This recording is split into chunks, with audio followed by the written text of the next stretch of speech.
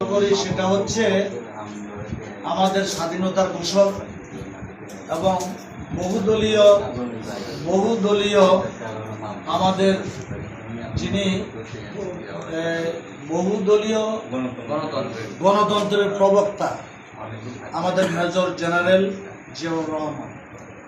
জিয়াউর রহমানের আমরা দল করি। জিয়াউর রহমান কোন আদর্শের ছিল, কোন মতে ছিল, কোন পরিবেশের ছিল, কেন এই বাংলাদেশের মানুষ জিয়াউর রহমান ক্ষমতায় আসার পর দেশের 80% লোক ওনার পক্ষে চলে আসছে। 80% লোক অর্থাৎ 80% লোক জিয়াউর রহমানের দলে চলে আসছে। তার কারণ হচ্ছে তার কথায়, তার আচরণে, তার সভ্যতায়, তার উন্নয়নে, তার উৎপাদনে, সব দিকে জিয়াউর রহমানের 19 দফা কর্মসূচি ছিল। 19 দফার ভিতরে খালকাটা, বৃক্ষরোপণ, মৎস্য চাষ থেকে আরম্ভ করে সকল পর্যায়ে ওনার কাজের উপরে বাংলাদেশের জনগণ সন্তুষ্ট হয়ে ওনার পক্ষে সাড়া দিচ্ছে। সেখানে 80% লোক ওনার পক্ষে আসছে। আমরা সেই নেতার দলটা করি। আপনারা জানেন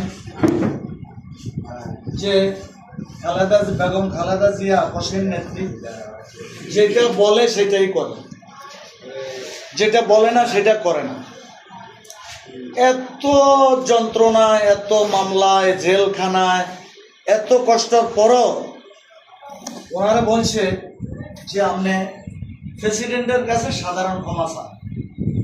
খালেদা জিয়ার কথা হচ্ছে যে আমি তো অপরাধ করি, আমি যদি কোনো অপরাধী হইতাম, অন্যায় করতাম, এতিমের টাকা চুরি করতাম, তাইলে আমি তার কাছে ক্ষমা চাইতাম। আমার কোনো অপরাধে নাই, সুতরাং আমি প্রেসিডেন্টের কাছে ক্ষমাটা কেন চাব? 7 বছর পর্যন্ত উনি আন্তরিক ছিল। জেলখানায় যে এত কষ্ট করার পরও উনি আপোষ করেন না। যাই হোক, 5 তারিখের যে অভ্যর্থন, ছাত্র জনতার অভ্যর্থনে সেই শয়তান,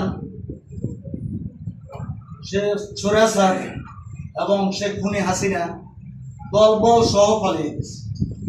তার দল নেতা নেত্রী, এমপি, মন্ত্রী এবং শেষ পর্যন্ত দেখলাম একজন ডাক্তার ছিল, ডাক্তার পর্যন্ত বলা গেছে। তাইলে কত বড় অপরাধ